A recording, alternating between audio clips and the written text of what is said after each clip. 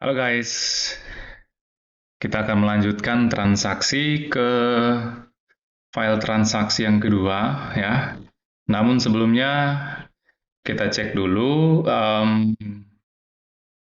jurnal yang kita sudah buat pada transaksi file transaksi yang pertama ya.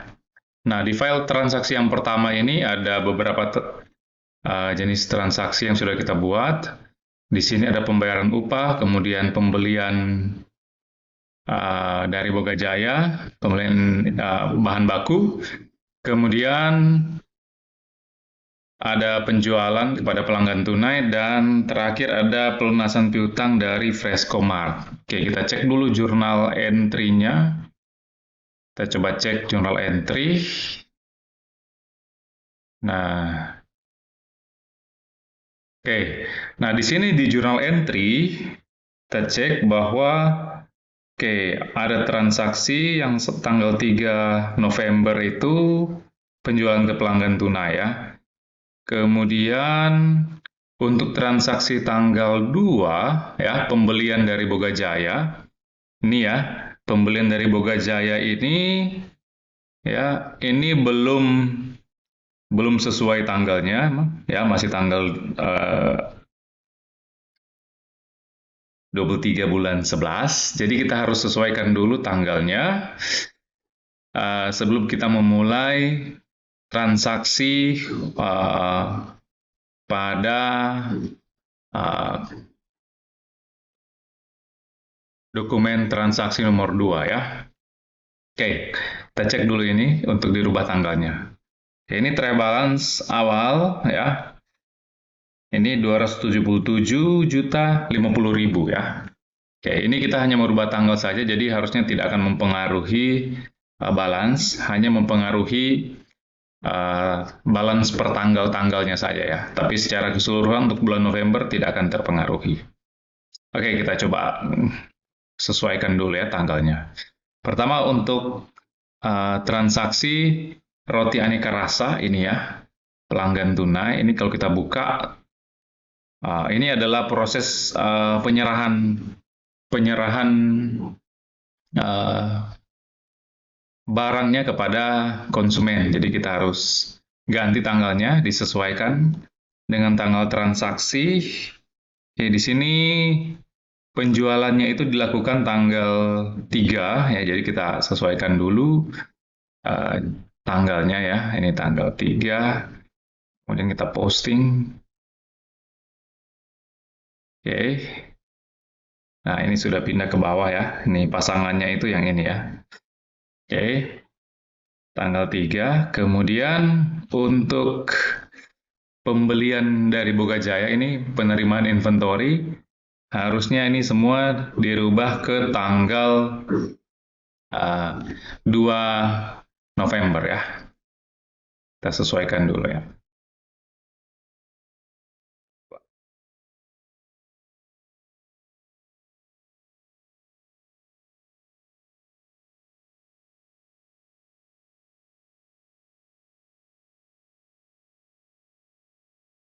Oke. Ini untuk yang ragi kita rubah tanggalnya tanggal 2.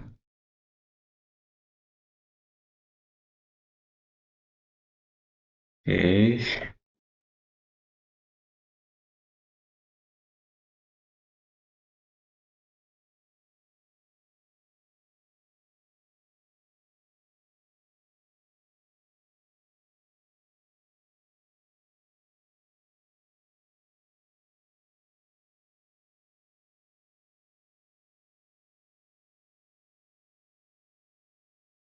Apa? Kemudian keju.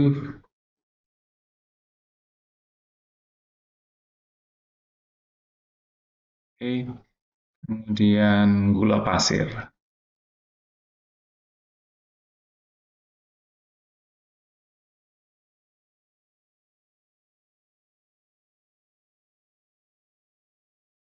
Garam.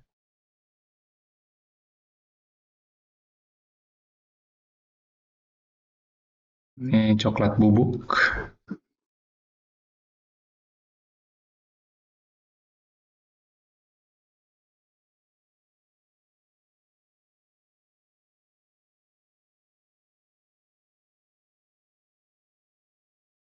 Oke, sepertinya sudah selesai. Jadi tanggal 2 itu adalah eh, penerimaan barang ya dari PT Boga Jaya ya. Oke, kita beli inventory dan inventory itu kita catat ke dalam sistem. Oke, kita coba lihat trade balance-nya apakah berubah. Oke, harusnya tidak berubah ya. Ini persediaan bahan baku 4,5 juta. Oke, sudah benar. Oke, ya. Oke, ini harusnya sudah benar. Oke. Oke, kita lanjut ya. Jadi kalau misalkan Anda tarik ya sampai tanggal 3 ya, karena di sini untuk lembaran transaksi pertama itu sampai tanggal 3. Jadi kalau kita tarik sini sampai tanggal 3 ya, kita apply, maka ya transaksinya yang akan muncul seperti ini ya. Oke, oke. Balik lagi ke bulan November. Nah, sekarang kita akan uh, mengerjakan ya lembar kedua ya, lembar transaksi kedua atau dokumen transaksi yang kedua. Oke. Nah, untuk mengerjakan proses produksi ya, di sini informasinya adalah ada dua proses. Yang pertama itu mixing dan yang kedua adalah baking. Oke, kita coba buka menu utama, masuk ke pengaturan. Nah, di pengaturan ini kita coba cari yang work order. Oke. Nah, ini work order ya, pastikan dia sudah diaktifkan ya, dia sudah diaktifkan. Kalau belum, silakan diaktifkan. Ya, kemudian setelah Anda aktifkan, Anda simpan dan kembali lagi ke menu pengaturan setting ini ya. Nah, di sini kita akan menambahkan dua work center. Ya, dari sini ada work centers. Kita klik. Nah, kita akan buat dua work center. Ya, di mana work center yang pertama untuk mixing, work center selanjutnya itu adalah untuk baking. Ya, oke, kita new work center mixing. Oke, ini biarkan saja ya 40 jam per minggu ya. Kemudian time efisiensi kapasitinya itu 500 ya. Kemudian targetnya itu kita anggap targetnya 100%. Kemudian cost per hour-nya itu 20.000 per jam untuk employee dan overhead-nya itu 25.000.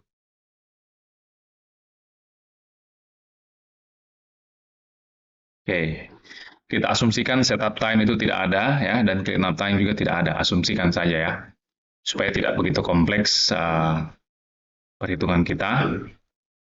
Oke. Nah, di sini kalau sudah oke, kita save.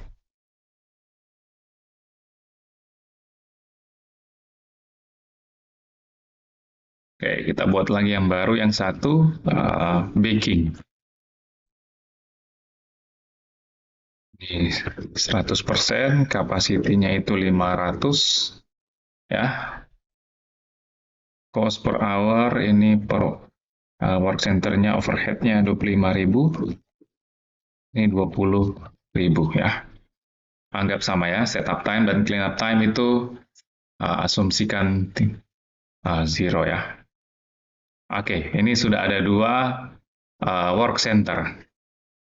Nah, setelah kita sudah buat work center-nya, ya kita kembali ke menu manufacturing.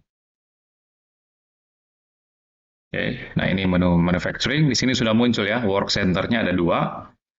Nah, sekarang kita buat dulu BOM ya. Kita buat dulu BOM, Bill of Materials. dari roti aneka rasa yang akan kita produksi ya. New, produknya kita pilih roti aneka rasa. Oke, kuantitinya itu untuk 6.500. 500 ya. Kemudian ini komponennya kita add line. Terigu,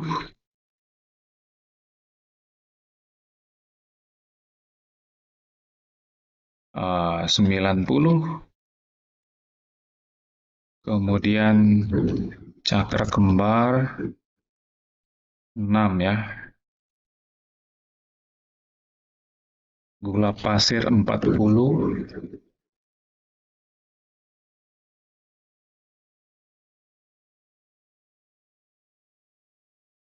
Kemudian telur itu 28.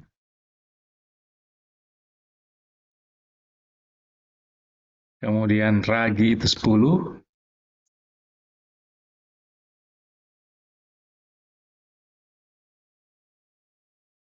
Minyak goreng 14.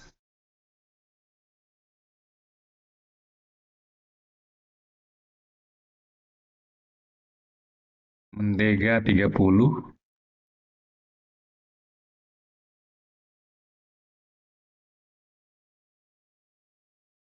Kelapa 14.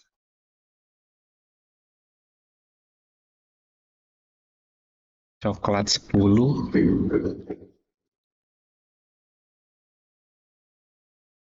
Keju 2.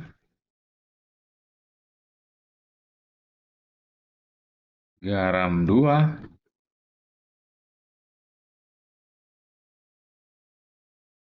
Selai 10. Plastik 8.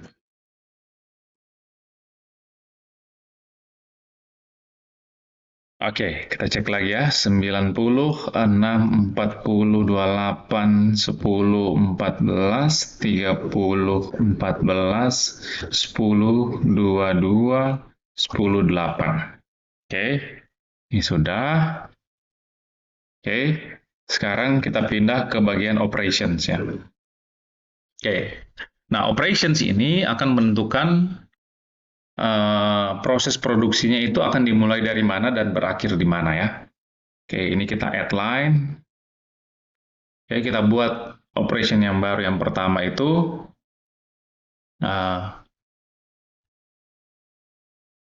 mencampur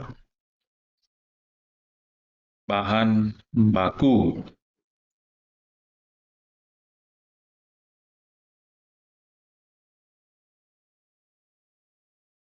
Itu berarti mixing ya, pilih yang mixing. Ini default duration-nya 60 menit ya. Kemudian ini based on manually ya, karena kita tidak akan menunggu sampai waktunya itu berjalan sampai selesai ya. Oke, kemudian ini kita save and new. Ya, setelah mencampur, mengoven ya. Roti ya. Baru saja seperti itu ya. Mengoven roti, kemudian 60 menit juga ya. Kemudian save and close. Oh, sorry, ini work center-nya itu baking.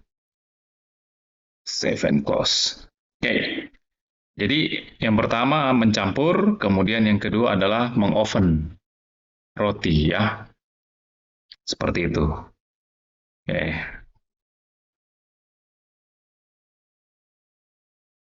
Oke. Nah, di sini miscellaneous ini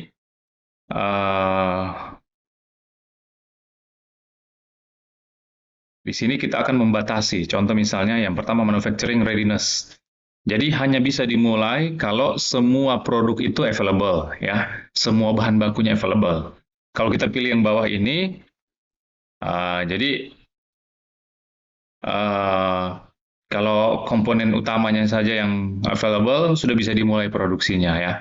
Nah itu kalau kita pilih yang pertama. Tapi kalau yang sorry, itu yang kedua. Tapi kalau yang pertama, harus semua tersedia bahan bakunya, baru bisa kita mulai produksinya. Nah, kalau untuk flexible consumption, itu maksudnya konsumsinya itu mungkin bisa lebih atau bisa kurang dari komposisi ya. Apakah boleh ya kalau kita klik allow maka dibolehkan. Kalau allow itu warning boleh tapi nanti dia akan memberikan warning. Kalau kita pilih block berarti sama sekali tidak boleh memproduksi kalau tidak sesuai dengan komposisi yang ada di bill of material yang sudah kita buat di komponen tadi ya. Seperti itu. Ini kita biarkan saja default ya, tidak usah dirubah. Oke. Oke. Kalau sudah ini kita save. Oke. Ya, sekarang kita balik di manufacturing orders. Oke. Nah,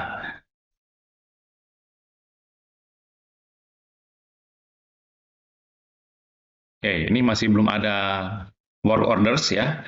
Nah, work orders itu adalah perintah untuk memproduksi ya. Ya, perintah untuk memproduksi uh, roti berdasarkan proses yang sudah ditentukan.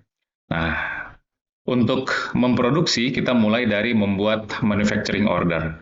Nanti dari manufacturing order baru kita akan berpindah kepada work order ya. Oke. Kita new di sini manufacturing order. Produknya itu roti. Oke. Nah, nanti ketika kita sudah pilih, dia akan mengisi otomatis ya sesuai dengan informasi yang sudah kita submit atau sudah kita buat di bill of material. Oke, ini kita ganti tanggalnya jadi tanggal ini transaksinya tanggal 4 ya. Oke, kita ganti jadi tanggal 4. Oke. Oke. Nah, ini work ordernya sudah otomatis ya, jadi campur dulu baru kemudian di oven ya, seperti itu. Oke, pastikan ini informasinya sudah benar. Ya, kita akan produksinya 6.500. Nanti kalau misalnya mau produksi kurang, maka dia akan mengikuti secara otomatis untuk bahan baku yang akan dikonsumsi atau yang akan dipakai untuk produksi. Kemudian pastikan bahwa di sebelah kanan sini ada grafik-grafik ini ya. Grafik-grafiknya ini semua berwarna hijau ya. Pastikan dia semua ada grafik berwarna hijau artinya bahwa bahan bakunya itu tersedia untuk proses produksi ya seperti itu. Oke. Kalau sudah kita confirm saja ini ya. Kita confirm. Oke ya. Ini ya, ini sudah reserve ya. Kita sudah reserve. Kemudian ini consume-nya belum ya, karena proses produksinya itu belum dimulai. Coba kita klik plan. Oke, nah nanti kita buka di work orders ya. Kita open new tab saja, work orders-nya. Ya. Oke, nah ini sudah ready, artinya sudah siap untuk dimulai ini work order-nya ya, seperti itu. Oke, nah di sini saya akan ganti tanggalnya ya. Tanggalnya itu harusnya dimulai tanggal 4 November ya. Tanggal 4 November. Oke. Kita ganti jamnya itu tanggal 4 jam 8 ya. Jam 8 pagi. Contoh misalnya seperti itu ya. Oke. Kemudian ini kalau kita start. Oke. Kita start. Oke, dia akan menghitung durasinya, ya, tapi kita tidak mungkin menunggu sampai 780 menit ya. Kita langsung done saja. Dan ya. Kemudian yang selanjutnya juga kita ganti ini tanggalnya. Sorry. Ini kita hilangkan dulu filternya. Oke. Ini kita sesuaikan dia punya menitnya ya. 780 menit ya. Kemudian kita save. Ya. Kemudian yang ini baru kita sesuaikan ya. Oke, kita sesuaikan. Logikanya adalah kalau misalkan 780 menit ini atau 13 jam lah kurang lebih, berarti tidak bisa diproduksi di hari yang sama, di tanggal 4. Jadi kita anggap ini selanjutnya produksinya untuk mengovennya itu nanti tanggal 5 ya. Kita asumsikan tanggal 5 mengovennya mulai jam 8 pagi ya, 8.00. Oke, kemudian kita start ya, kemudian kita langsung done saja ya. Kalau realnya kita harus menghitung sesuai waktu ya. Kita masukkan angka 780, kemudian kita save. Oke, ini sudah selesai proses produksi ya.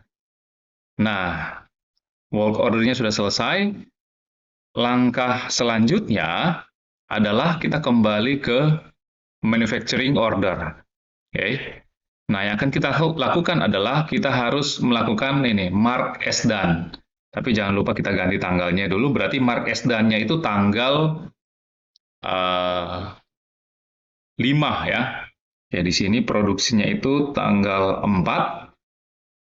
Oke, mulai produksi tanggal 4, kemudian di di transaksi 3 itu, kalau kita lihat penjualannya itu nanti di tanggal 6 ya, ada penjualan roti. Jadi, kalau kita selesaikan di tanggal 5, masih masuk akal ya. Jadi kita pilih tanggal 5. Oke, kemudian jamnya ya. Jamnya kita sesuaikan saja, misalkan kalau mulai jam 8 membakar, ya, tambah 13 berarti 21, ya. Berarti 21. Kita asumsikan saja seperti itu ya. Jam 21, ya, 00. Oke. Jam 21.00. Oke.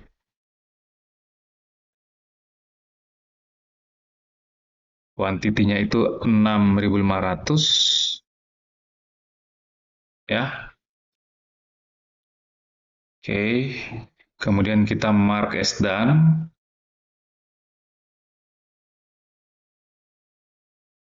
Oke. Sorry.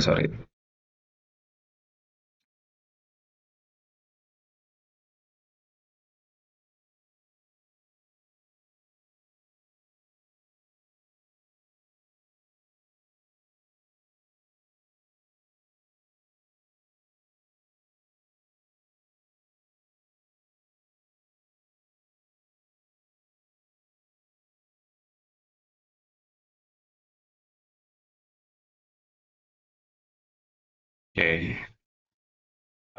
Sebentar ya. Sepertinya dia tidak mau kalau di backdate tanggalnya.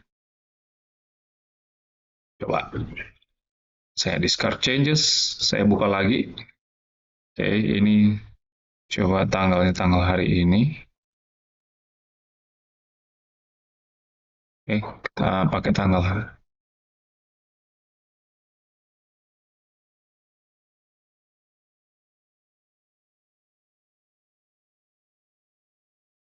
Oke, bisa ya. Bisa di mark as done. Oke, ini langsung konsumnya itu sama dengan yang to consume ya. Nanti setelah kita mark as done, baru akan ada jurnal ya. Kita cek di journal entry.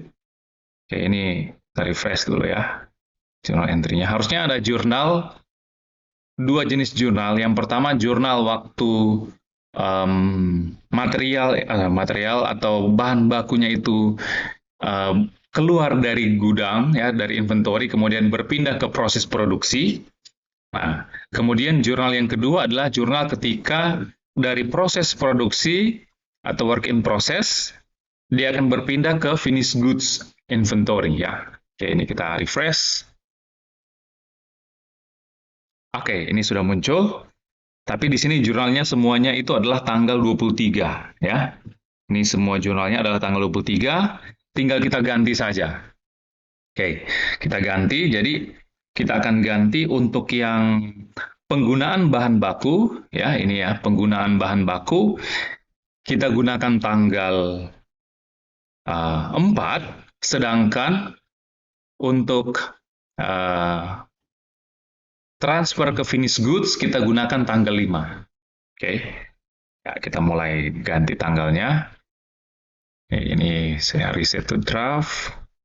Ya. Ganti tanggal 4. Post. Reset to draft. Ganti tanggal 4. Post. Reset to draft. Ganti tanggal 4. Post lagi ya. Reset to draft lagi. Tanggal 4. Post. Reset to draft. Ganti tanggal 4.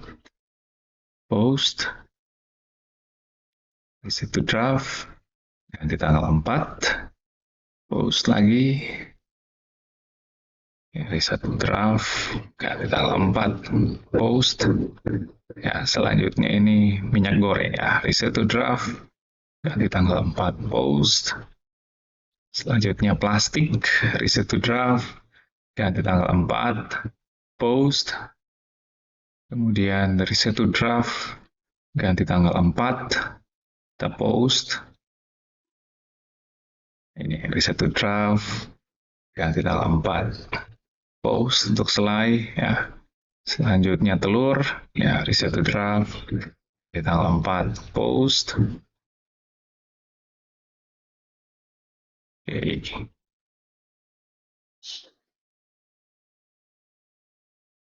Oke, tersimpan. Ada putus koneksi.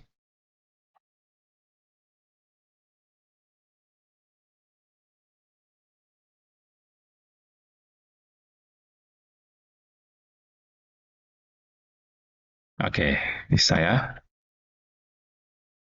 Oke. Selanjutnya tepung terigu, reset to draft. Tanggal 4. Post. Ini reset to draft. Tanggal 4. Post. Oh, sorry.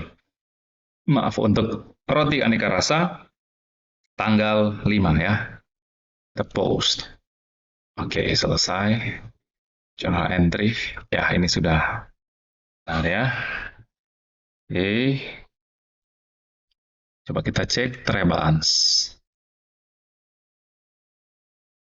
Oke, di trade balance ada penggunaan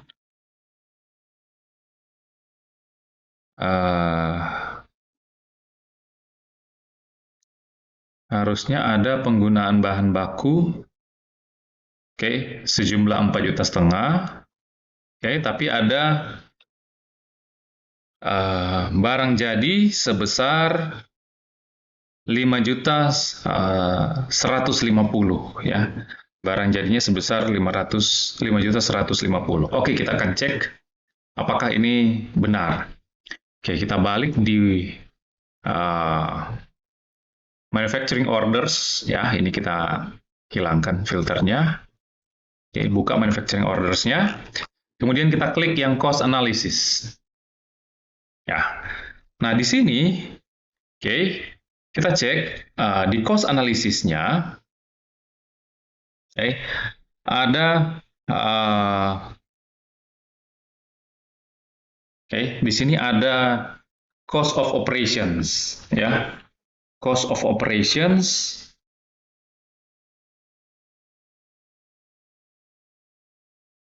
Oke, di sini cost of operations-nya 25.000 ya per jam ya.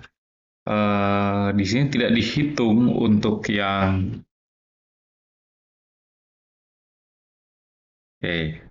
jadi ketambahan 650.000 ya. Ada ketambahan 650.000. Oke.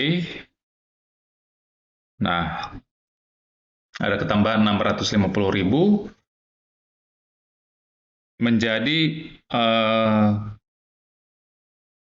5.150.000 ya, 5.150.000 untuk total produksi 6.500 pieces roti aneka rasa. Oke, kita coba cek di sini. Sorry.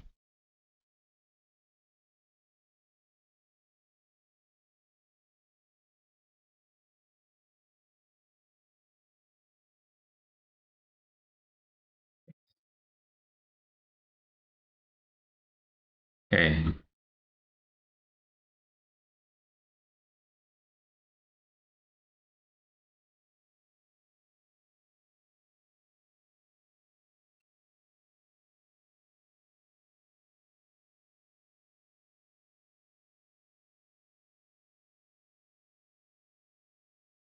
Oke, saya ingin cek di dashboardnya untuk masing-masing mixing dan baking ya.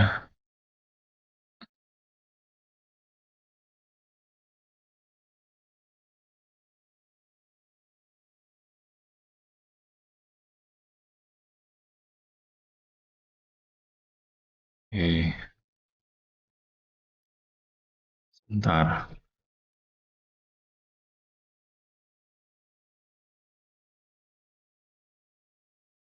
Work center. Oke, di sini cost per hour-nya cuma 25.000. Oke, sebentar. Oke, nah, oke. Ini kita masukkan 20.000 per employee ya. Mungkin karena kita tidak masukkan setup time-nya ya. Setup time dan clean up time-nya tidak ada. Jadi untuk employee-nya tidak keluar cost-nya. Oke. Jadi untuk employee-nya tidak keluar cost-nya karena dianggap berarti produksinya cuma pakai mesin saja ya. Cuman pakai mesin saja, padahal harusnya ada setup ya, tapi tidak mengapa. Jadi itulah yang menyebabkan kenapa cost itu yang muncul hanya untuk yang per work center saja ya, 25.000 ya, 25.000. Oke, jadi di sini karena kita sudah buat tidak ada setup time, tapi tidak masalah ya. Berarti kita asumsikan saja ya, kita asumsikan saja bahwa uh, tidak ada employee ya, cost per hour untuk employee-nya itu tidak ada. Oke, jadi kita anggap ini semuanya masuk ke overhead saja ya. Oke, lanjut. Nah, sekarang yang terjadi adalah kita mau jurnal sebagai apa untuk 650.000 ini? Ya, di jurnal sebagai apa? Karena di try balance ya, di sini ada pekerjaan dalam proses ya, dia masih gantung 650.000 ya, 650.000. Nah, oke, dalam perusahaan biasanya oke ini masuknya itu ke applied overhead ya. Kita sudah belajar di cost accounting ya, di chapter-chapter awal ya, kita sudah belajar terkait dengan applied dan actual overhead. Ya, jadi kita anggap yang ini itu applied overhead-nya. Ya, applied overhead-nya. Jadi kita akan jurnal ini sebagai applied factory overhead. Ya, applied factory overhead. Oke, tinggal kita buat jurnal manual saja ya. Oke, sebentar. Ini saya coba refresh. Cek. Oke, ya masih sama ya. Oke, di sini kita akan buat jurnal. Oke, jurnalnya itu sebesar 650.000. Oke, ini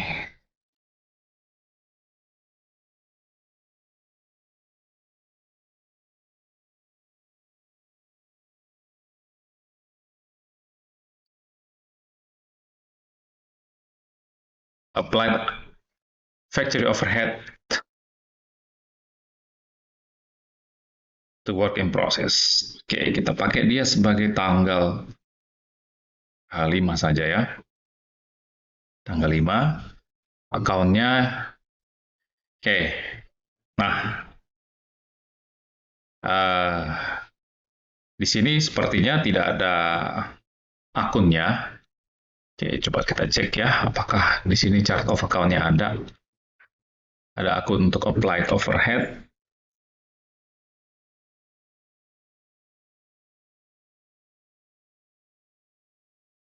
Oke, di sini ada varians ya. Oke,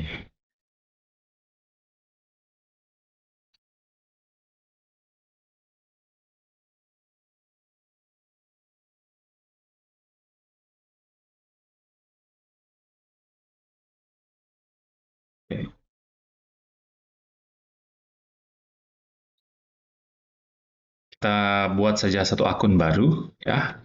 Nama akunnya itu adalah uh, applied factory overhead ya. Applied factory overhead.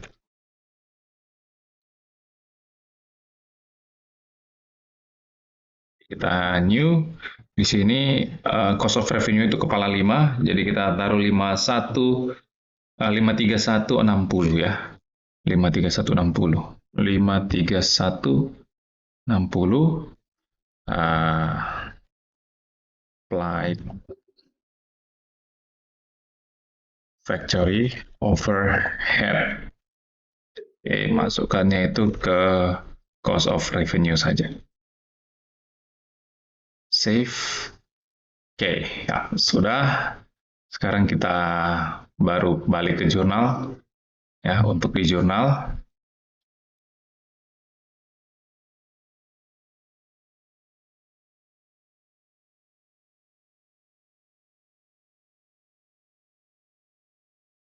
Ini tanggalnya tanggal 5. Kemudian jurnalnya, ya kita cek di sini ya. Di sini pekerjaan dalam proses itu di kredit ya, berarti di sini jurnalnya itu kita jurnal ke debit. Ini work in process. Sorry. Pekerjaan dalam proses 650.000. Ya, kemudian di sini pasangannya applied factory overhead. Oke, tanggalnya 11 bulan 5, kemudian kita post. Oke. Ya, kita cek di trade balance, this month. Oke, ini sudah selesai. Ya, di sini persediaan barang jadinya 5.150.000 ya. Ini bahan bakunya sudah habis ya, tidak ada lagi. Kemudian di sini ada akun applied factory overhead 650. Nah, applied factory overhead ini nanti kita akan sandingkan nanti dengan yang actual. Actual factory overhead itu yang mana? Yang misalkan penyusutan, beban penyusutan gedung, pabrik ya, beban penyusutan peralatan. Nah, karena penyusutan untuk aset-aset yang terkait dengan proses produksi, ya kita akan masukkan itu ke actual ya, actual factory overhead ya. Nanti actual factory overhead akan kita bandingkan dengan applied factory overhead. Jika ada selisih, selisihnya itu nanti kita masukkan ke cost of goods sold ya, seperti itu. Oke, nah untuk transaksi ini ya, transaksi lembar kedua, oke, transaksi tanggal 4 terkait proses produksi sudah selesai ya. Untuk transaksi lembar ketiga akan saya bahas di video selanjutnya. Selamat mengerjakan ya, semoga sukses. Tuhan memberkati.